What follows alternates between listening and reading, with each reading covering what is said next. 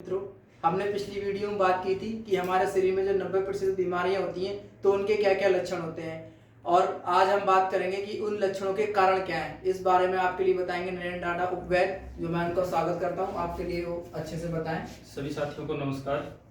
पिछली वीडियो में हमने जो लक्षण बताए थे आपको वातज जवर के, उसके बाद हमारे पास काफ़ी कमेंट आए थे उसके कि इनके कारण क्या है। तो आज बात करेंगे जो वातज जवर, जो हमने लगभग 90% बीमारियां पढ़ी थी, वो क्यों शरीर में आती है। आयुर्वेद में जो ज्वर होता है, बुखार होता है, जब हमारे शरीर में बुखार आता है, और बुखार को आयुर्वेद में नवजवर बोला गया है।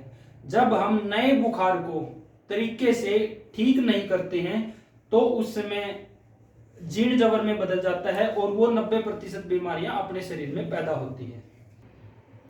हमारे शरीर में जो बुखार आता है उसको हमारे शरीर का मित्र बोला गया है। आयुर्वेद बुखार को मित्र बोलता है। बुखार शरीर में पैदा क्यों होता है, और आयुर्वेद में 8 प्रकार के बुखार बताए गए हैं। वात का बुखार, पित्त का बुखार, कफ का बुखार। 3 बुखार हो गए। वात, पित्त, पित्त, कफ, कफ वात 6 बुखार हो गए। और 7वां बुखार है त्रिदोषज, सन्निपातज, तीनों दोषों के बिगड़ने से। और 8वां जवर है आगंतुज, यानी आपको बाहर से चोट लग गई है, कट लग गया है, एक्सीडेंट हो गया है, कुछ भी हो गया है जिसके कारण शरीर में ज्वर आता है।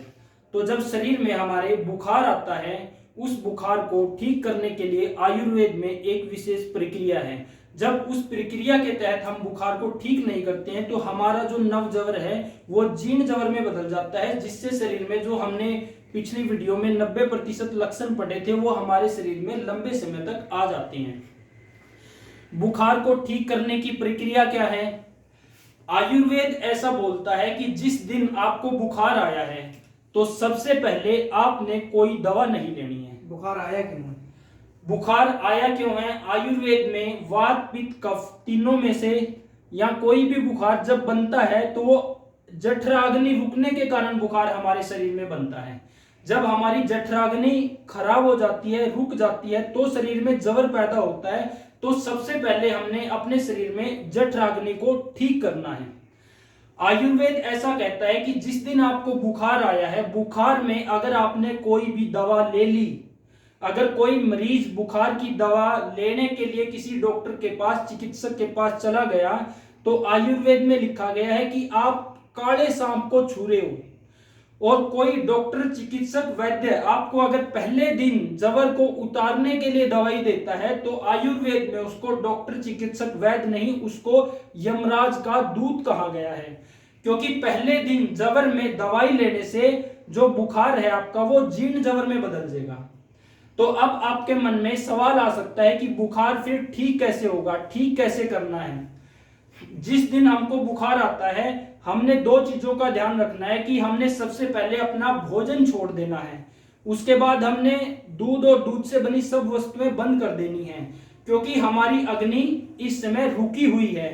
तो हमने सबसे पहले लंघन करना है, उपवास करना है, मतलब कुछ भी खाना नहीं है। इस दौरान अगर आपका सवाल आ सकता है अगर भूख लगी तो क्या करें?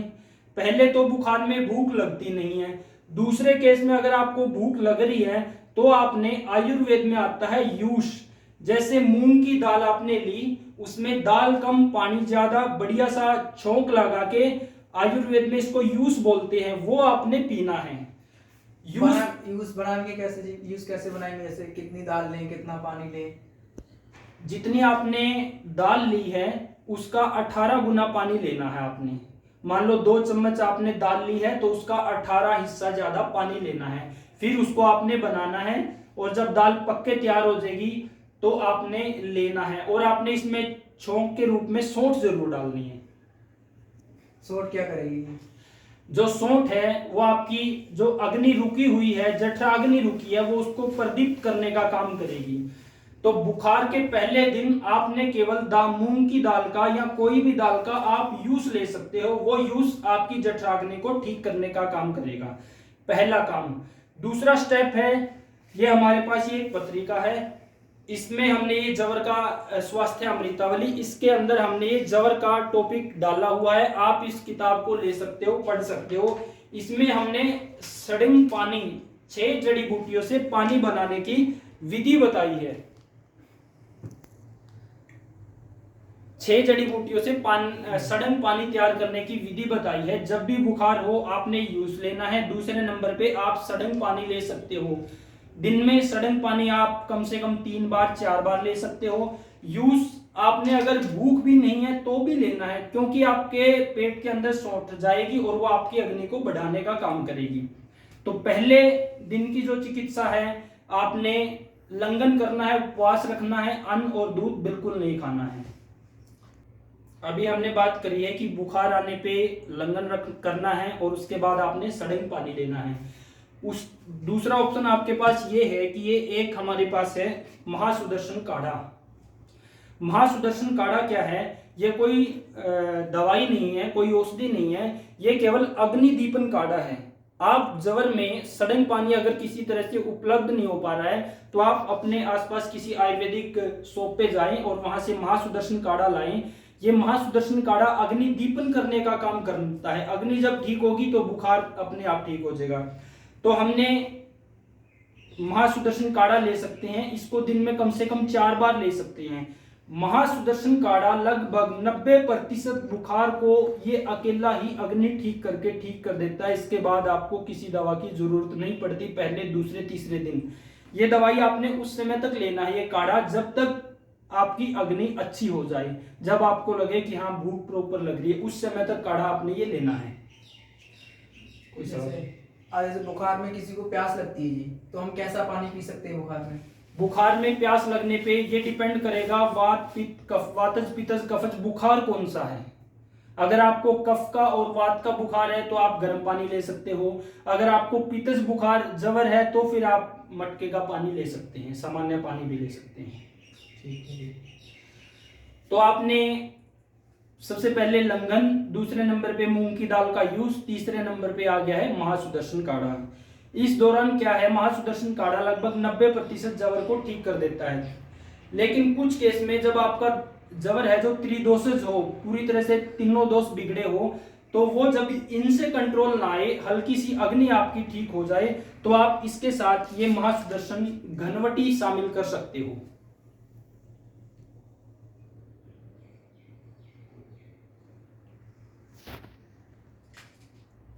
ये दोनों लगभग आपके 95% जवर को कवर कर देंगे। जब आपकी अग्नि अच्छी हो जाएगी, भूख बढ़ जाएगी, उसके बाद आपने बुखार की प्रॉपर चिकित्सा करनी है। अब आपको बताते हैं कि जो बुखार है वो कितने दिन तक शरीर में रहता है। जो वात का बुखार है वो 5 दिन तक अपने शरीर में बार बार आएगा, उतरेगा, दोबारा बनेगा, उतरेगा, दोबारा आएगा। तो हमने क्या करना है, हमने घबराना नहीं है। 5 दिन तक संयम रख के हमने उसकी चिकित्सा करनी है। जो पित्तज जवर शरीर में आएगा उसमें क्या होगा, वो शरीर में 7 से 10 दिन तक हमारे शरीर में रहेगा। तो हमने उसमें भी संयम के साथ चिकित्सा करनी है, जो अभी आपको बताई है। तो वो 10 दिन तक आपको बार बार आता रहेगा। और जो कफज जवर है वो 10 से 15 दिन तक शरीर में रहता है। ठीक होगा, दोबारा बनेगा, ठीक होगा, दोबारा बनेगा। तो इस केस में हमने घबराना नहीं है, हमने हॉस्पिटल नहीं जाना है, हमने डॉक्टर के पास नहीं जाना है। जिस तरह से हमने ज्वर की चिकित्सा पढ़ी है, वैसे ही हमने हर ज्वर को ठीक करना है। तो अगर हम बुखार हमें ठीक करना है तो ये मतलब बुखार अगर हम ठीक नहीं कर पाए तो ये बुखार मतलब जीर्ण जड़ में कैसे बदल जाता है फिर? जो भी बुखार है उसको हम अगर पहले ही दिन इंजेक्शन लगवा लें या कोई भी टेबलेट ले लें जो आज की चिकित्सा में चल रही है, तो ये जो अपना नव जवर है वो पूरी तरह से शरीर से बाहर ना निकल के वो जीर्ण जवर में बदल जाता है, जिससे जो हमने 90% बीमारियां पढ़ी थी वो आपके शरीर में धीरे धीरे परमानेंटली आ जाती है। अच्छा जी। अब जब हमारा जवर अच्छी तरह से ठीक हो जाएगा, जब हमें लगेगा कि शरीर में अब कोई बुखार नहीं है, तो उसके बाद बुखार बना क्यों था? क्योंकि वात पित्त कफ के बिगड़ने से। अब शरीर में जो बुखार आया था उसकी हमने चिकित्सा करनी है ताकि वो अंदर से पूरी तरह निकले। उसके लिए ये दो दवाएं हैं, एक है ये वासाग्लुचादी और दूसरी है अमृतोत्तर कषायम। ये दोनों ही दवा त्रिदोष पे काम करती है, दूसरी दवा अभी है नहीं, तो ये दोनों दवा त्रिदोष पे काम करती है। वासा है जो, वो वासा को अडुसा भी बोलते हैं, कफ पे काम करती है। गिलोय है जो पित्त पे काम करती है, और अमृतोत्तर कषायम में गिलोय और हरड़ है वो वात पे भी काम करती है। तो ये जो दवाएं हैं ये त्रिदोष पे काम करती है। इस तरह की से इस विधि से आप चिकित्सा करके किसी भी बुखार को घर पे ठीक कर सकते हो। ये है स्वर्ण वसंत मालती। इसको जब बुखार पूरी तरह से ठीक हो जाएगा अमृतोत्तर वासाग्लुचादी लेने के बाद में इसको इस्तेमाल करना है ताकि शरीर में जो जबर से कमजोरी आई है ये उसको बाहर निकाल दे। ये एक स्वर्ण का आइटम है। स्वर्ण के बारे में आयुर्वेद में ऐसा बोला गया है कि जिस प्रकार कमल के पत्ते पर पानी रुक नहीं सकता, उसी प्रकार जो स्वर्ण का उत्पाद इस्तेमाल करते हैं उनके शरीर के अंदर भी जहर रुक नहीं सकता है। आशा है आप सभी को बुखार के ऊपर कारण और निवारण के ऊपर ये जानकारी पसंद आई होगी। नमस्कार। आप यहाँ एक मिनट यहाँ से